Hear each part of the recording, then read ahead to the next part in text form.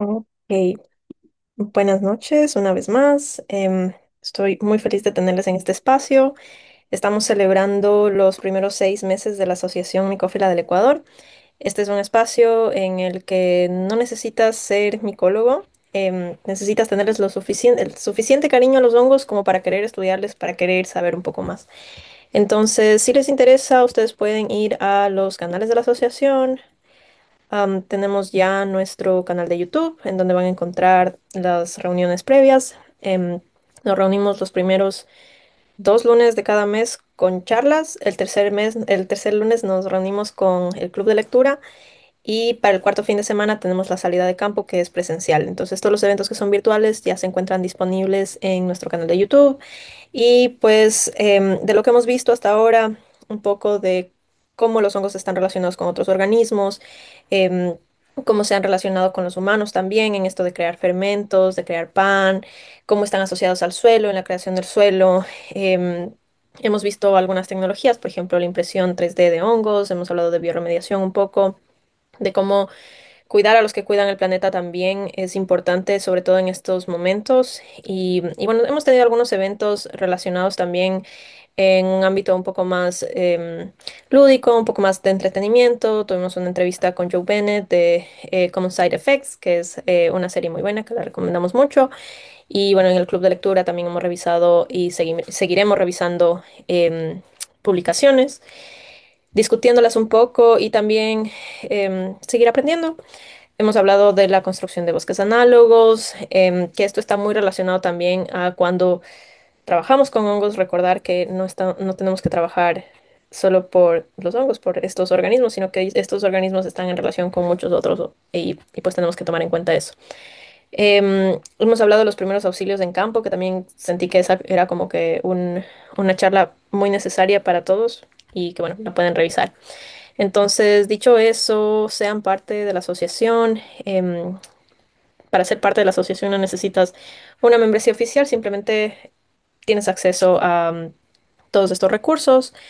Y bueno, la siguiente semana nos estaremos reuniendo con Juliana Furchi, de la Fundación Fungi. Les esperamos para esta entrevista también. Y dicho eso, vamos a empezar con la sesión de hoy. Em, Vamos a hablar de qué son los hongos, qué es esto de micofilia, micología, micos, miques del griego hongos, ¿no es cierto? ¿Y por qué es importante estudiar estos organismos? Vamos a ir un poco desde lo general a lo específico. Creo que en cuanto a lo general ya hemos visto un poco en las charlas previas, hemos hablado qué son los hongos. Dentro de las salidas de campo también lo vemos, también vemos un poco de los hongos y es momento de irnos adentrando un poco más en cómo funcionan y cómo se clasifican. Darles una pequeña introducción sobre mí. Si algo aprendí dentro de mis clases también, un profesor nos decía mucho de esto de em, no hacerse autopublicidad, que es de mala educación. Entonces, pero también está bien como reconocer las cosas que hacen y que eso les permita también seguir avanzando y seguir haciendo cosas. Mi nombre es Paulette Goyes, estudié biología, luego hice un máster en microbiología y ahorita estoy haciendo un doctorado en salud del suelo y micología, un poco más aplicado a la parte de bioremediación. Am, Me gusta mucho enseñar, me he movido desde hace años ya con charlas. em, por mucho tiempo estuve trabajando en degradación de plástico, hacíamos charlas sobre plástico, sobre los océanos, em, reciclaje, etcétera, etcétera. Por ahí encontré una foto mía de cuando salíamos a hacer las limpiezas ambientales. Y esta de acá es una escultura que creí pertinente igual como mostrarles. A mí me gusta mucho el arte y el haber encontrado la forma de mezclar hongos y lo que me gusta hacer, am, fue como un momento especial dentro de mi carrera. Esta es una pequeña ciudad hecha con micelio en una caja Petri. Y otra de las esculturas que me gusta presumir es esta zanza hecha con bacterias y hongos. Entonces, como ustedes pueden ver, los hongos son muy diversos, nos dan para todos los campos, em, están en todo, están en todas partes. Entonces, está bueno irlas conociendo, está bueno ir adentrándonos en cómo es que funcionan, con quién se relacionan, cómo es que nosotros también les podemos usar, cómo podemos jugar con los hongos también y jugar de una forma que sea poco dañina para ellos, poco dañina para nosotros. O sea, que nosotros sepamos cómo cuidarnos también es importante. Am, entonces, el reino fungi. Déjenme algo. Ok, entonces, el reino fungi. 45 minutos para hablar de todo un grupo es muy poquito tiempo, pero voy a tratar de hacer lo mejor que pueda. Am, hace mucho tiempo los organismos estaban clasificados como animales, plantas, minerales. El reino animal, el reino plantae y el reino de los minerales. Entonces, em, yo creo que es muy humano el querer tener nombre para todo, el querer clasificarlo todo. Nos ayuda también mucho al entendimiento de cómo se relacionan organismos, cómo funcionan, pero al mismo tiempo es limitante porque no funciona, la vida no funciona de una manera lineal, de una manera que podemos decir, esto es esto y punto, y se acabó de A a B, se acabó. Entonces nos encontramos con árboles como estos, que esta es una representación un poco más adecuada de cómo se ve un árbol de la evolución, un árbol filogenético, el árbol de la vida, ¿no es cierto? Y es que han habido muchas transferencias horizontales de genes que ahora con las herramientas genéticas estamos viendo cómo es que llegaron, cómo es que se transfirieron, pero hay muchísimo que no sabemos y hay muchísimo por lo cual tenemos que seguir estudiando. Em, y en hongos no es la excepción. En hongos también hay transferencia horizontal de genes.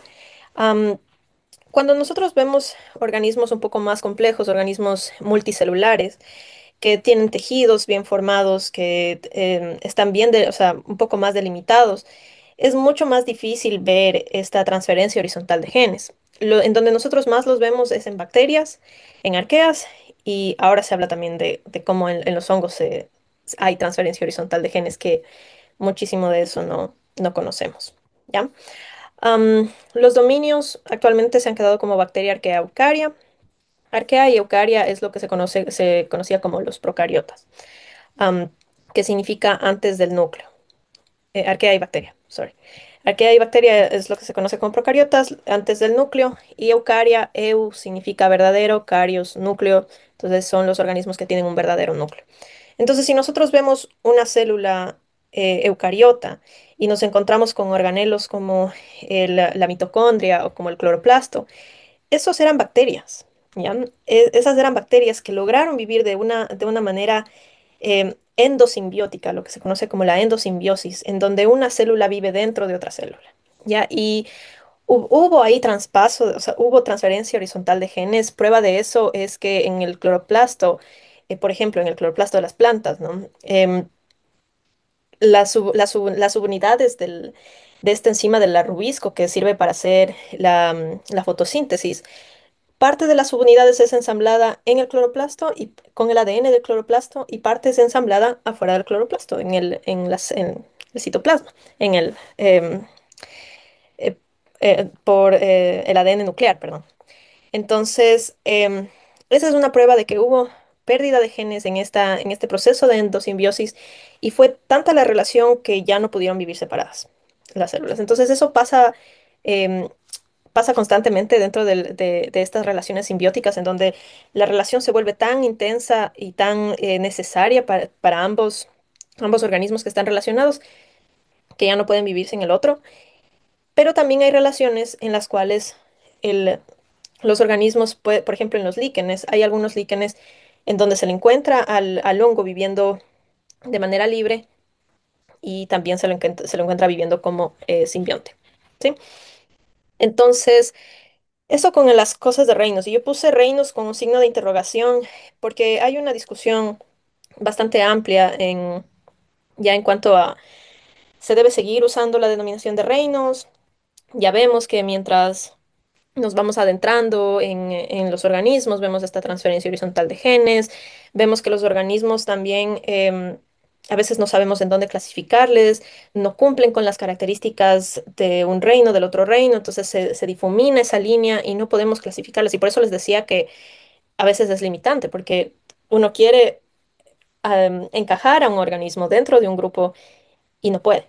¿Ya? Y eso pasa mucho con los hongos. Y en los hongos es interesante también que no, que tengamos tanta dificultad en encontrar una característica en común a todos los hongos. Entonces, eso del reino todavía nos es funcional para estudio, nos es funcional que, para cuando se necesitan legislaciones, nos es funcional en ciertos aspectos todavía el usar la denominación de reino. Yo no sé qué vaya a pasar en el futuro, si la palabra reino se va a quedar o no se va a quedar, pero eso todavía se discute. Acá, por ejemplo, tenemos em, esta, esta valid publication of names of two domains and seven kingdoms in prokaryotes. Entonces, en los procariotas tenemos los dos dominios, bacteria arquea, y se habla de 7 reinos en los procariotas. Y aquí hay el Código Internacional de Nomenclatura para Procariotes. Hay lo mismo para hongos. Ya cada uno de estos grupos, la gente que estudia microorganismos, la gente que estudia plantas, la gente que estudia hongos, se reúnen en congresos internacionales en donde invitan a todos los que estudian esos organismos para que puedan tener voz y voto en cuáles son las nuevas legislaciones que agrupan a estos organismos, cuáles son los reglamentos para poder agrupar esos organismos, qué nombres se van a quedar, qué nombres se van a ir, cuáles son los reglamentos para poder poner un nombre. Todo eso se discute en este tipo de códigos que son, que se hacen durante ese tipo de reuniones. Am, los hongos también tienen los suyos, tienen el código, que ahorita no recuerdo cómo se llama, pero es el código de nomenclatura, que es justamente para saber cómo le vamos a poner, qué nombre le vamos a poner al hongo. Am, ok, entonces, vamos con las características de los seres vivos, ¿no? Los seres vivos nacen, crecen, reproducción es opcional, y mueren, ¿ya? Entonces, al menos sabemos que nacer, crecer, reproducir, nacer, crecer, morir están. Que al momento de nacer, para nosotros poder nacer, necesitábamos un organismo previo que nos dio a luz. Para crecer necesitamos alimentarnos, tener todos estos procesos metabólicos. El metabolismo es como la clave dentro de este proceso de crecimiento y es un proceso clave que se toma como factor al momento de clasificar organismos. Por eso es que los virus no son considerados organismos vivos porque no tienen metabolismo. Ya si bien pueden reproducirse dentro de otro organismo, pueden ensamblarse, contienen proteínas, contienen ADN, no se les considera vivos porque carecen de metabolismo, no pueden reproducirse si no es con su huésped. En fin, virus. Am, ahora, en cuanto a morir, todos sabemos que hay un proceso de recomposición después de la muerte, ¿no? Como la materia no se crea, no se destruye, se transforma.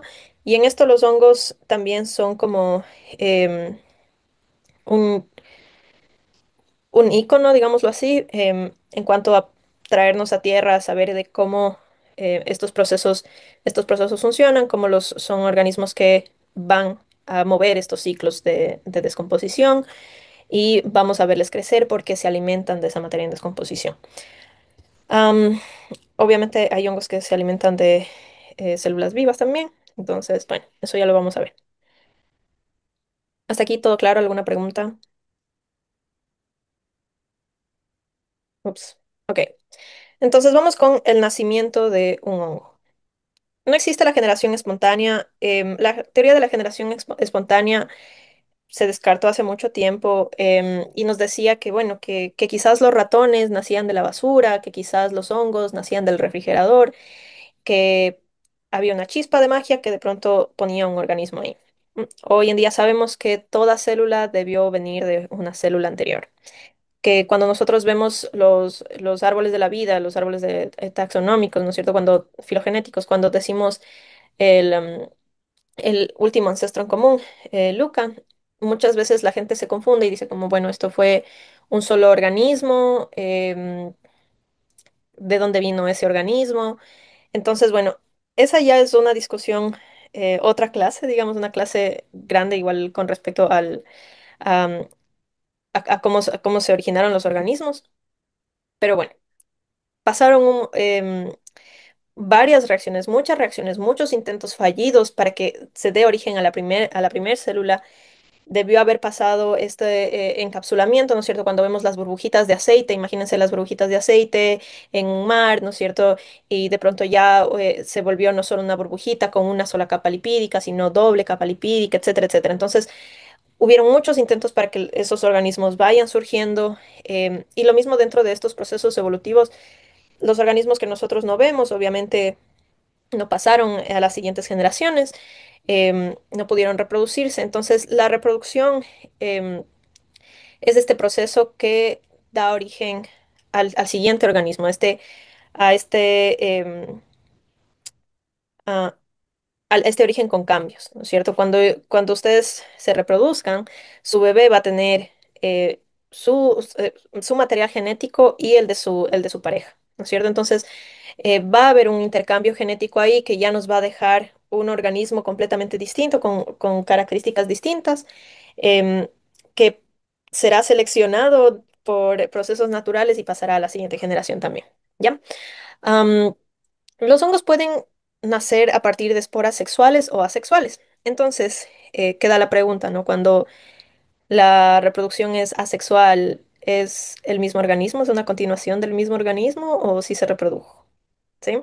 Entonces, va a haber como, hay una pregunta en el chat. Hace un rato dijiste que la reproducción era opcional, pero si algo tiene que nacer, debe reproducirse sexual o asexualmente, no necesariamente, ¿ya? Em, o sea, claro que para que pase a la siguiente generación va a tener que haber un proceso de reproducción, ya sea sexual o asexual, pero no es un requerimiento para que te consideren un organismo vivo. Ya simplemente no te reprodujiste, no pasaste a la siguiente generación. Pero la reproducción ahorita no la vamos a considerar como un factor para que puedas ser considerado un organismo vivo. ¿Ya? Am, Luca, ¿es una célula unicelular? Sí, Luca era una célula. ¿Sí? Entonces, de esa célula, esta célula se dividió, ¿cierto? Entonces ya fueron dos células, estas dos células se dividieron, ¿no es cierto? Entonces, esas fueron como las primeras bacterias, digamos. Ahí hay un debate también en qué fue primero, si fueron primeros los virus, si fue primero las bacterias. em, qué fue qué fue lo que pasó en ese caldo, ¿no es cierto? Y ya si nos ponemos un poco a indagar un poco más en todas estas teorías de la vida vino del espacio, que en dónde se originó la vida, ¿no es cierto? La más acertada es este experimento del caldo primordial, me parece que le llaman, en donde hubieron esta serie de factores como rayos, la tierra, ¿no es cierto?, el agua. Entonces se dio la posibilidad de que por una coincidencia esta célula no solo que persiste, o sea, es decir, que pudo mantenerse estable, sino que se reprodujo, se dividió. Entonces, cuando ya tuvimos varias de esas células y esas células tomaron sus distintos caminos, eso que nosotros sabemos como el ancestro común, ¿no es cierto? Era una población igualita, no era una sola célula, sino que para que tengamos un montón de organismos tuvo que haber esa primera población que estuvo sujeta a cambios por presiones ambientales, ¿ya? Am, sí, caldo primigenio. Am, ok, entonces hasta ahí todo claro. Avanzamos, ya. Hay factores que nos favorecen a una reproducción sexual o factores que nos favorecen a una reproducción asexual.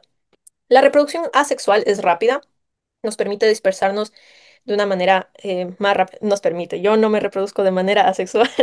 Lamentablemente, los organismos multicelulares y que tienen tejidos y que ya, bueno, no voy a generalizar porque hay casos de organismos a pesar de tener tejidos y demás y tener todo separado, se pueden reproducir de manera asexual. Los humanos, no sé si la reproducción in vitro cuenta como reproducción asexual. Bueno, la reproducción asexual, como su nombre lo indica, significa que no hubo un intercourse, un intercambio sexual, o sea, no hubo un apareamiento, ¿ya? Entonces, desde esa misma célula se dividió, se reprodujo, entonces ahí tenemos una reproducción asexual, ¿ya? Y lo mismo pasa en muchos organismos y pasa en muchos hongos que cuando ya acaban de comer pasó que las condiciones no eran a las adecuadas o eran muy adecuadas, entonces tuvieron que reproducirse y su forma más rápida es la reproducción asexual. La reproducción sexual requiere de un encuentro entre organismos que son compatibles, ¿ya? Em, para que haya ese intercambio nuclear. A ver, veamos qué dicen en las preguntas, que hay dos preguntas por aquí. Creo que no, sigue siendo sexual, solo que fuera como los erizos marinos. Sí, hay flujo génico. Bueno, entonces va a tener varias connotaciones esto de hablar de la reproducción asexual y si, o sea, si el haber tenido una reproducción in vitro cuenta como reproducción asexual o sexual. Si lo ponemos en términos de haber habido un intercourse, un coito, de haber habido coito, si lo ponemos en esos términos, es asexual. Si lo ponemos en términos de intercambio genético y flujo génico, es sexual. Sí, ya. Ahí acabemos con los humanos. Vamos a los hongos otra vez. Entonces, sí, los hongos cuando se reproducen de forma asexual, puede ser por partición. Tú tuviste tu micelio, ¿no es cierto? Partiste tu micelio, lo pones a cultivar, empieza a crecer. Entonces eso es una reproducción asexual. Tú estás dividiendo esas células y de esas células van a salir más células que tienen exactamente el mismo código genético que el anterior. ¿Ya? Am, entonces, cuando hay una reproducción asexual, el material genético es el mismo de la madre, digamos, en este caso.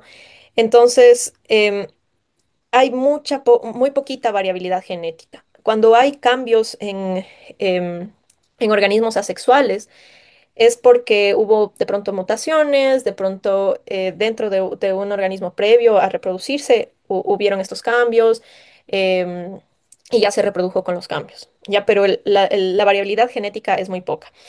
Cuando buscamos una reproducción sexual, estamos buscando esa variabilidad genética, estamos buscando ganar nuevos genes y eso va a tener un costo energético. Es costoso reproducir células sexuales, gametos, entonces toma un poquito más de tiempo, ¿ya? Y en los hongos pasa lo mismo. Ahora, cuando hay una reproducción en una población, cuando una población, ¿no es cierto?, una población de organismos, se vio afectada por distintas condiciones climáticas, distintas presiones selectivas, va a haber este tipo de bifurcaciones, entonces se van a originar diferentes, lo que conocemos como los clados, ¿ya? Un clado es un grupo de clasificación. Y si en algún momento digo alguna palabra que no está muy, am, una palabra un poco técnica, me hacen nomás las preguntas, ¿ya? Este es un árbol de clasificación de los hongos. Y si ustedes buscan en libros y si ustedes buscan en, en internet es donde van a encontrar los árboles más actuales, ¿ya?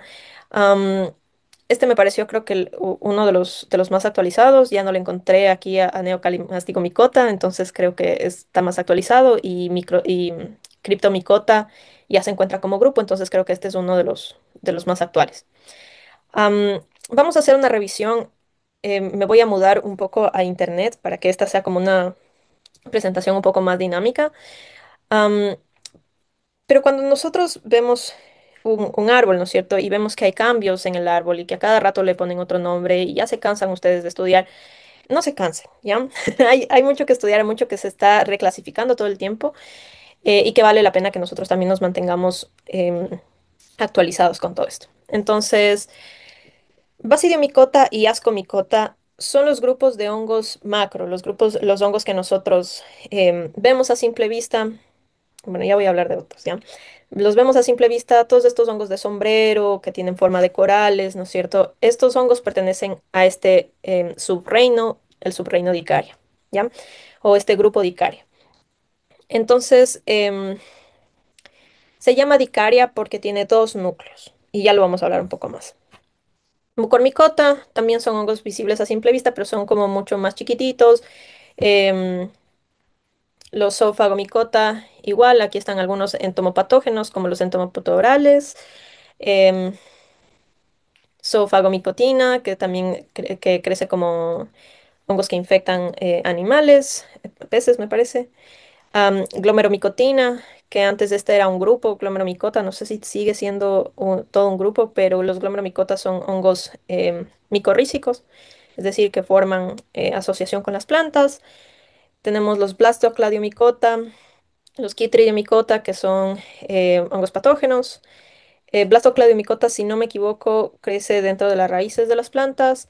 Y Cryptomicota, aquí hay un grupo que se llama Rosella, que crece dentro de Blastocladiomicota, o sea, un hongo que crece dentro de otro hongo. Em, y dentro de estos grupos, por ejemplo, Cryptomicota, ya le han puesto como un grupo, pero en mis tiempos yo lo estudié como afuera, solo al género de Rosella porque no le podían encajar en ningún otro grupo, ¿ya? Entonces no había grupo en donde ponerle y le crearon un grupo y no sé quién más esté en Cryptomicota, ya lo vamos a averiguar. Y bueno, veamos qué dicen en el chat. Hola, Paulette, buenas noches, gusto saludarte. Em, Cuando te refieres a la reproducción sexual y tienen que ser compatibles pero en la misma especie o de diferente especie. Y cuando se reproduce son las esporas que vuelan y su reproducción empieza con el micelio. Ya vamos a la reproducción, ¿ya? Am, Todos estos hongos que ustedes ven aquí, los ciclos son diferentes.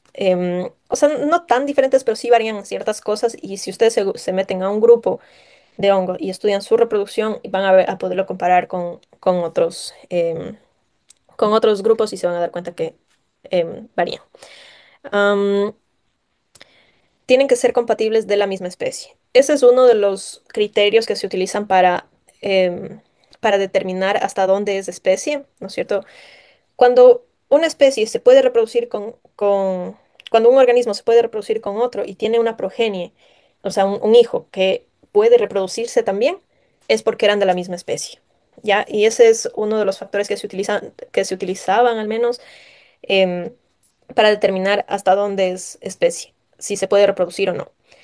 Ahora ya se utilizan mucho más herramientas genéticas. Nosotros establecemos un rango de que si comparten el 97% del genoma, son de la misma, del mismo género o especie, es el mismo género o especie, misma especie.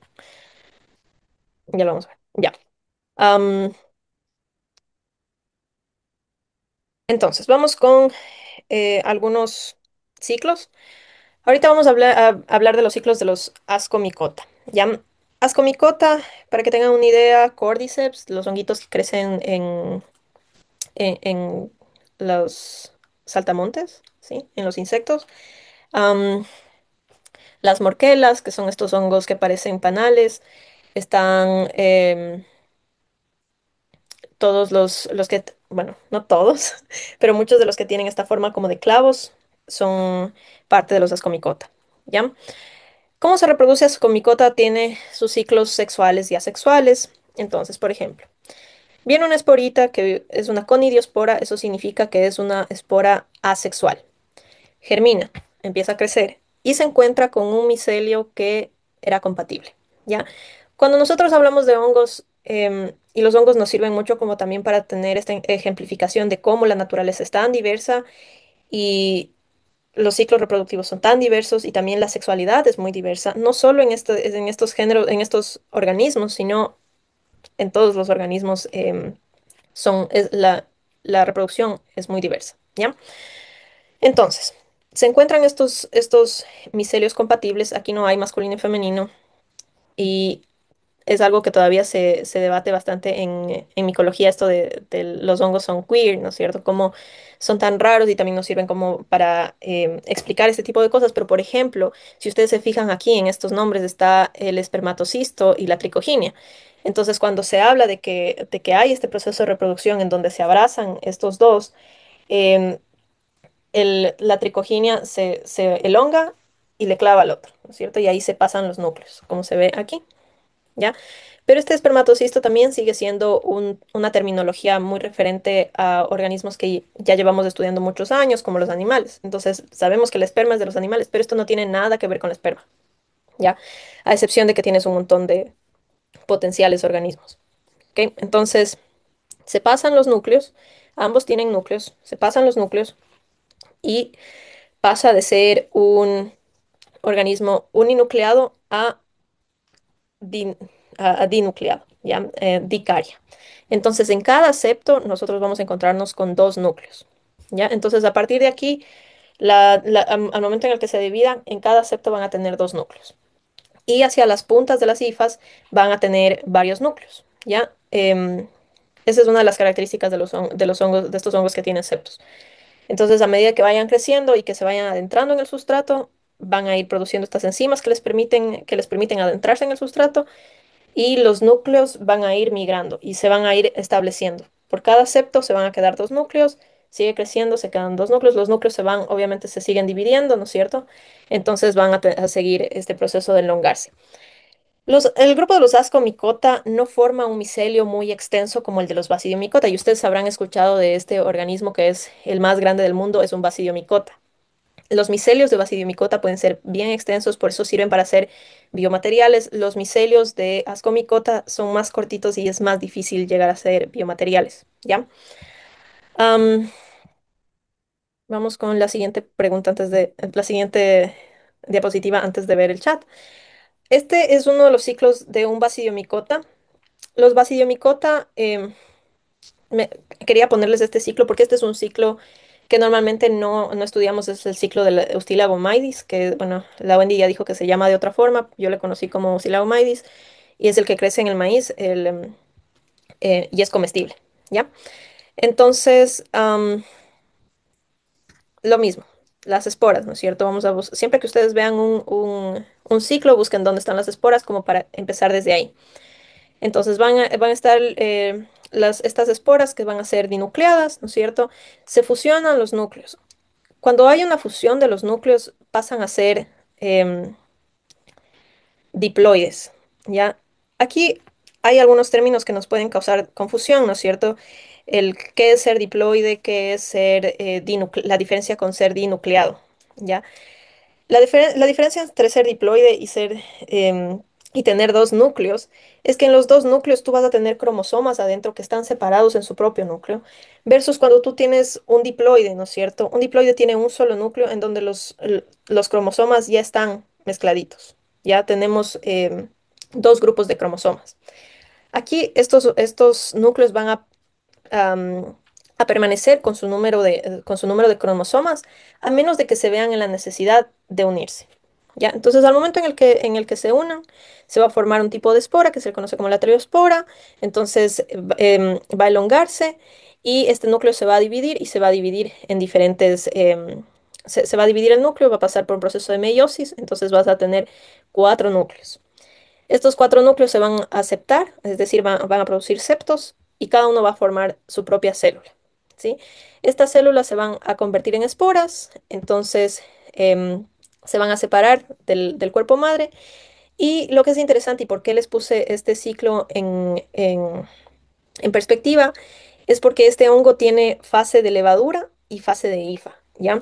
Y esta es otra de las cosas por qué los hongos son tan complicados es que, por ejemplo, este tipo de vida, este modo de vida que son las levaduras, está presente en diferentes grupos taxonómicos de los hongos.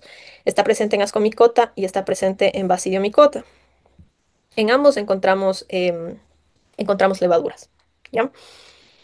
Ya me estoy quedando sin tiempo. Vamos con los procesos de digestión. Creo que esta es una de las cosas también que normalmente se habla mucho, ¿no es cierto? Que los hongos digieren de forma externa. Es decir, es como si tú te acostaras encima de tu hamburguesa y la hamburguesa solo se te absorbe por la piel, ¿ya? Eso hacen los hongos. Entonces, se acuestan encima de su comida, empiezan a crecer encima de la comida. Entonces, para poder crecer los hongos, tienen que seguirse alimentando. Y tienen una gran cantidad de enzimas que les permiten romper esa materia que se encuentra alrededor de ellos para ir comiendo e ir generando más célula, ¿ya? Am, Hay un libro que a mí me gusta mucho y que si ustedes tienen algún rato la oportunidad, si quieren buscar un libro, uno. Si yo tengo que elegir un libro, elegiría este, que es de Fungi, de Watkinson, Body and Money. Em, Creo que es mi libro favorito en cuanto a hongos, porque te presenta la información, sí, básica, pero también se va mucho más al fondo. Y si ustedes tienen la oportunidad, léanlo. Am, Ahí van a ver mucho, mucho más de estos procesos. Entonces, bueno, los hongos. Ya sea que están en forma de levadura, ya sea que están en forma de hifa, tienen estas enzimas que se van a secretar hacia el exterior, ¿ya? En las paredes y membranas de las células hay un montón de maquinaria de proteínas que permiten este paso de difusión de las enzimas o un paso, lo que se conoce como difusión facilitada, es decir, cuando tú mueves un compuesto de un lado a otro o cuando hay un impulso de energía para mover ese compuesto, ¿ya? Los hongos, cuando se trata de las hifas, y esto no estoy muy seguro en levaduras cómo funciona, pero cuando se trata de las hifas, en las puntas va a haber un espacio enzimático, un lugarcito que se conoce como el Spitzenkörper, que es una palabra en alemán, que es como cuerpo algo. em, no sé Spitzen qué es, pero bueno. En ese lugar, que es en la punta de las hifas, van a haber un montón de enzimas que salen a propulsión. La hifa se rompe, ya salen a propulsión. Estas enzimas van digiriendo la comida alrededor y una vez que ya está chiquitita y puede pasar a través de la célula, pasa, ¿ya? Al mismo tiempo, imagínense ustedes que están cocinando, ¿no es cierto? Ustedes están haciendo unas tortillitas y están desmenuzando el queso y a todo el mundo le gusta el queso, entonces viene y ya se van comiendo tu queso y se van. Se van comiendo el queso y se van. Entonces tú no puedes hacer tu tortilla porque a cada rato se comen el queso. Entonces, ¿qué vas a hacer con ese queso? Vas a proteger el queso de alguna forma. Ya. Este ejemplo que voy a dar quizás no sea el más adecuado. Digamos que, bueno, no. Digamos que le pones ají, ya. Así de una forma más suave. Le pones ají, entonces ya la gente deja de comerse tu queso. Los hongos hacen lo mismo. Producen esto que se conoce como metabolitos secundarios, en donde muchas veces están lo que conocemos como las toxinas, ¿ya? Hablamos de toxinas en un término muy general porque cuando se refiere hacia que hacen daño a los humanos, les llamamos toxinas. Pero si hacen daño a las bacterias, les llamamos antibióticos, ¿ya? Entonces, alrededor del 70% de los antibióticos que conocemos hoy en día es gracias a los hongos. Gracias, hongos. Y hay que seguirlos estudiando porque hay un montón de compuestos acá que podemos tomar ventaja. Ya, me estoy quedando sin tiempo. Voy a ver qué dicen en el chat y continuamos con la parte de recursos porque ahorita ya se me fue el tiempo. Am, Sería genial algún rato de especiación de hongos. Sí. O sea, en cuanto a especiación, cuando hablamos de un proceso de especiación, estamos hablando del proceso de creación de una especie, ¿ya? Los procesos de especiación pueden darse por varios factores. O sea, el factor principal es la selección, ¿no es cierto? O sea, hay un proceso de selección en donde donde el que se puede reproducir pasa a una siguiente generación, pero eso no basta, tiene que pasar a otra generación para que pueda ir dando esta progenie que tiene los cambios suficientes para que cuando tú le veas sea lo suficientemente diferente del parental que ya no son la misma especie. ¿Ya? Y pasa lo mismo con hongos. Hay procesos en los que de fragmentación de ecosistemas, por ejemplo, en donde ya están tanto tiempo separados que em, van generando otras características. ¿Ya? Am, Basidemicota, lado luminoso, Ascomicota, lado oscuro. Am, Cuando tienen un solo núcleo son producto de reproducción asexual, generalmente, sí. Am, no, a ver, vamos a ver un ciclo. Am, a ver, veamos este de acá. Ya, cuando tú produces las esporas, aquí cuando tienes las ascas, en las ascas, o sea, antes de que se elongue la asca, ¿no es cierto? Antes de que se produzcan estas estructuras por donde van a salir las esporas, antes de eso va a haber un proceso de meiosis, ¿ya? Entonces, de cada meiosis, si se acuerdan de sus clases básicas de biología, está la mitosis y la meiosis. Mitosis es asexual, meiosis es lo que se considera ya como sexual, porque va a pasar, o sea, se están reproduciendo células sexuales que van a pasar, que van a requerir de que se encuentren con otra para completar ese ciclo. ¿Ya? Entonces, en este proceso de meiosis también se dividen y se genera un solo núcleo, entonces van a caer y se van a reproducir ya como lo que se conoce como un homotálico, ¿sí? Em, el micelio va a crecer con un solo núcleo hasta que se encuentre con el otro y puedan pasarse los núcleos. Am, Acá hay...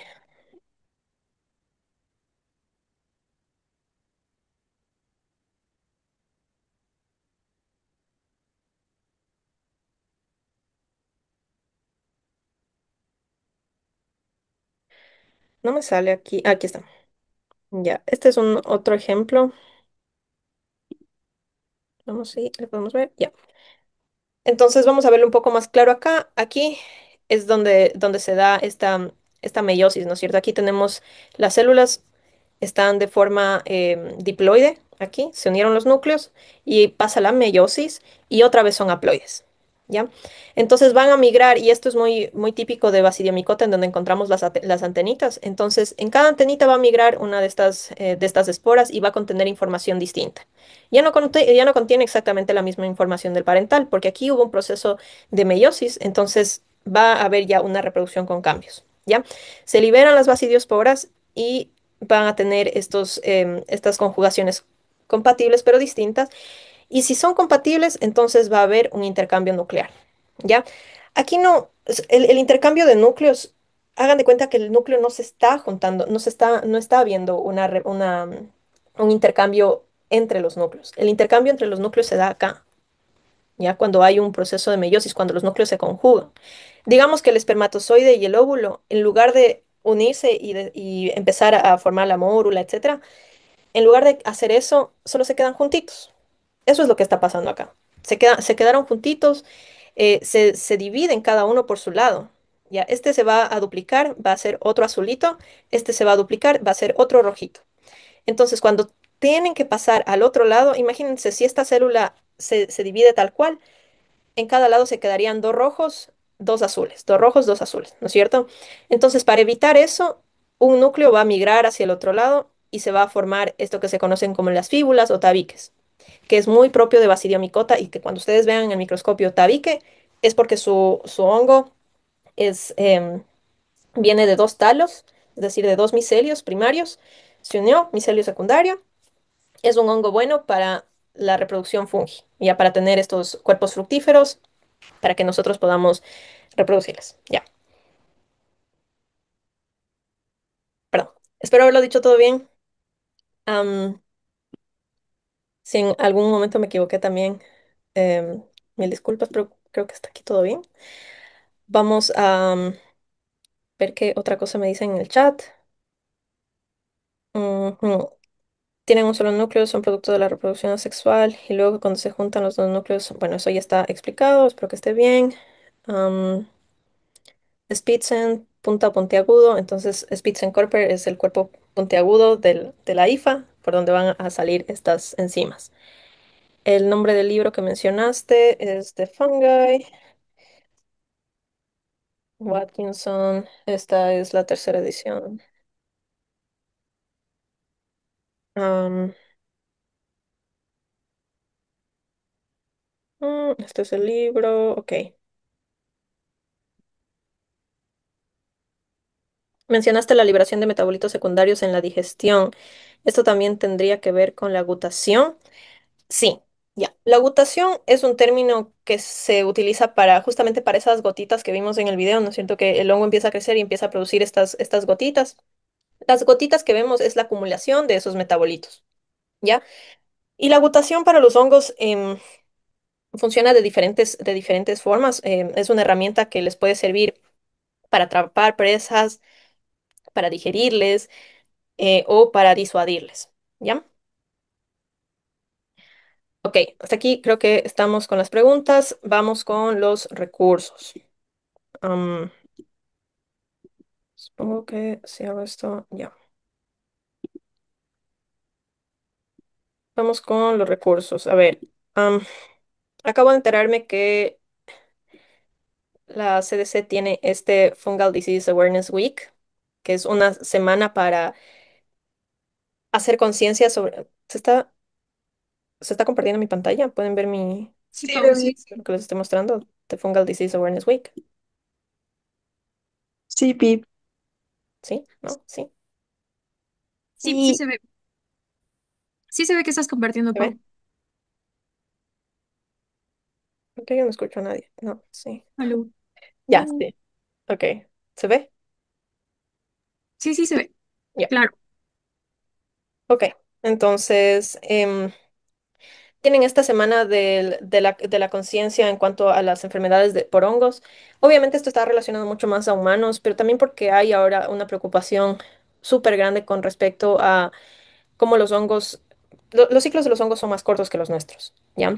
Em, cuando un organismo tiene ciclos cortos, es decir, llega a una madurez sexual de una forma rápida, más rápida, ¿no es cierto? Mientras más rápido llegues a la madurez sexual, más rápido te vas a reproducir, más rápido tu progenie va a adquirir esos cambios, más rápido va a evolucionar, ¿ya? Entonces eso pasa con los hongos. Los ciclos de los hongos son más cortos que los nuestros. La exposición de los hongos a estos distintos ambientes un poco más extremos, con el calentamiento global, por ejemplo, van a hacer que los hongos se reproduzcan más rápido, busquen estas estrategias. Bueno, no es que los organismos buscan no tener estrategias para que puedan decidir cuáles son los genes que pasan a la siguiente generación. Uno no decide eso, ¿no? Pero por prueba y error van a haber organismos que sean seleccionados en estas presiones que nosotros estamos poniendo. El uso indiscriminado de antibióticos, el mal uso de fungicidas, em, las presiones, obviamente, las presiones selectivas, em, el un alza en las temperaturas, ¿no es cierto? Y esto que es un comentario que he visto mucho con respecto a esta serie de The Last of Us, like, siempre preguntan como, ¿y eso podría pasar de verdad? Em, no va a pasar con Cordyceps, porque es un hongo muy específico de insectos, pero en los hongos que están más relacionados a enfermedades de humanos, sí puede llegar a pasar. Los hongos sí pueden pasar a adaptarse a temperaturas altas. Entonces, la temperatura del cuerpo es una temperatura que elimina hongos. Ya es una temperatura que no permite el crecimiento de los patógenos. Pero va a haber hongos que se adaptaron a esta temperatura y que van a poder crecer en este ambiente. Entonces, bueno, em, hay muchos eventos con respecto a los hongos.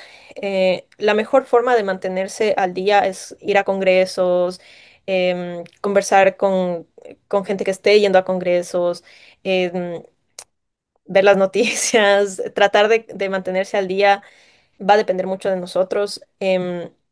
Esta es la revista del International Mycological Association. Esa es la Asociación Internacional de Micología. Es la más grande en cuanto a asociaciones micológicas, obviamente.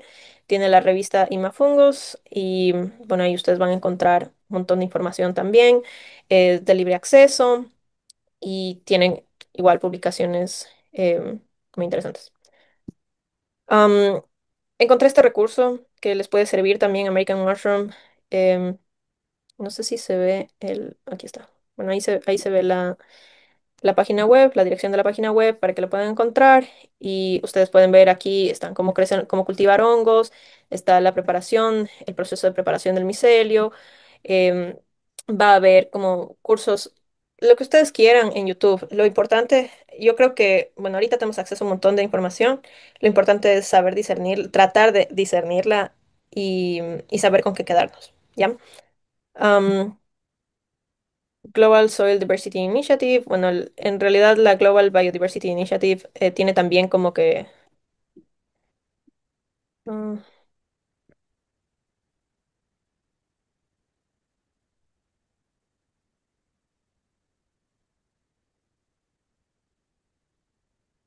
no, esto no es... Wait.